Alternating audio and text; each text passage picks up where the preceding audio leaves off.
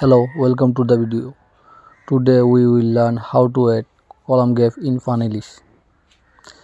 Select the row and go to advanced section and add CSS class column gap and enter and custom CSS all delete dot column gap column column gap second bracket enter column gap 25 pixel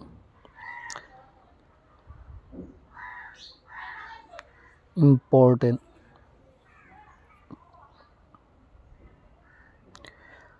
save and save,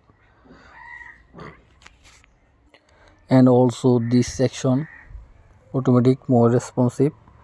See then preview, scroll down and perfect.